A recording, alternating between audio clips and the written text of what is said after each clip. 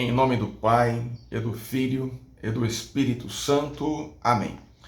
Olá, meu irmão e minha irmã. Hoje é segunda-feira, dia 24 de março, e a igreja nos apresenta o Evangelho de São Lucas, capítulo 4, versículos 24 a 30.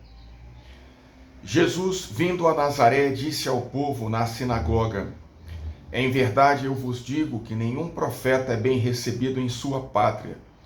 De fato eu vos digo, no tempo do profeta Elias, quando não choveu durante 3 anos e 6 meses, e houve grande fome em toda a região, havia muitas viúvas em Israel. No entanto, a nenhuma delas foi enviado Elias, senão a uma viúva que vivia em Sarepta, na Sidônia. E no tempo do profeta Eliseu, havia muitos leprosos em Israel. Contudo, nenhum deles foi curado, mas sim Naamã, o sírio. Quando ouviram estas palavras de Jesus, todos na sinagoga ficaram furiosos. Levantaram-se e o expulsaram da cidade.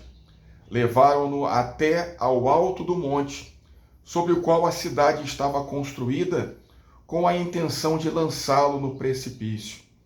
Jesus, porém, passando pelo meio deles, continuou o seu caminho. Palavra da salvação, glória a vós, Senhor.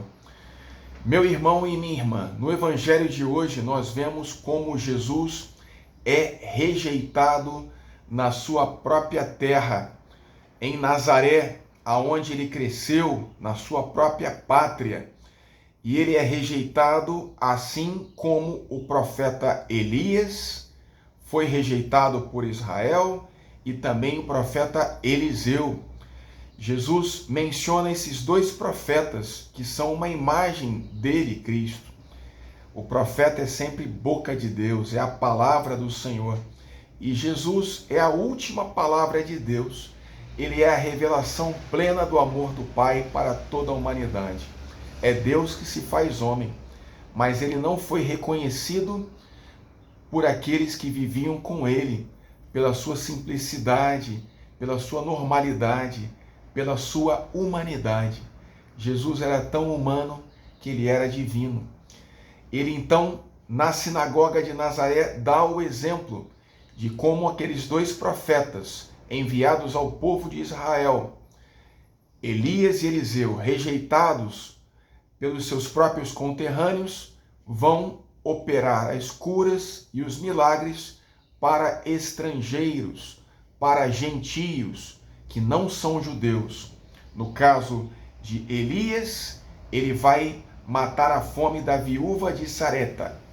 E no caso de Eliseu, ele vai operar a cura da lepra para Naamã, o sírio.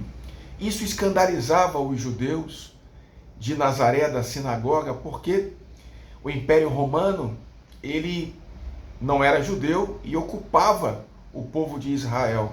Então, o fato de que a palavra de Deus pudesse ser enviada até aos gentios, como Jesus estava explicando, era um grande escândalo para os fariseus na sinagoga de Nazaré.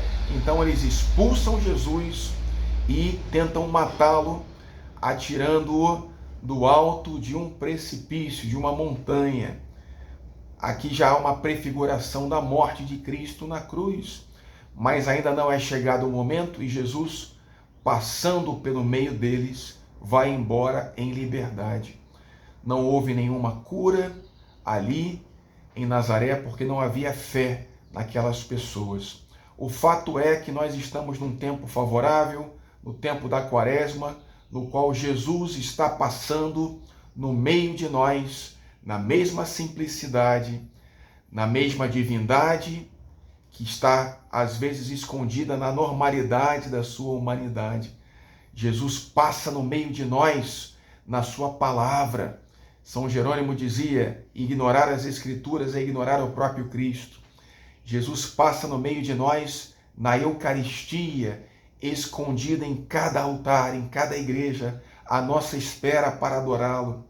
Jesus está escondido na oração, quando nós nos ajoelhamos no nosso quarto e oramos ao Pai, e Jesus, que é um com o Pai na força do Espírito, escuta a nossa prece. Jesus está presente, passando no meio de nós na igreja, porque quando 2 ou mais estão reunidos em seu nome, ele está no meio de nós. Jesus passa no meio de nós na figura do pobre, do necessitado, porque ele nos diz: tive fome e me deste de comer, sede me deste de beber, peregrino me acolhestes, enfermo me visitastes. Quando fizermos algo de bom ao mais pequenino, ao mais pobre, é a Cristo que nós fazemos. Jesus também passa no meio de nós nas crianças, porque ele também se identifica com as crianças e nos convida a nós também sermos como as crianças para ganharmos o reino dos céus. Não rejeitemos Jesus, porque ele está passando no meio de nós nessa quaresma.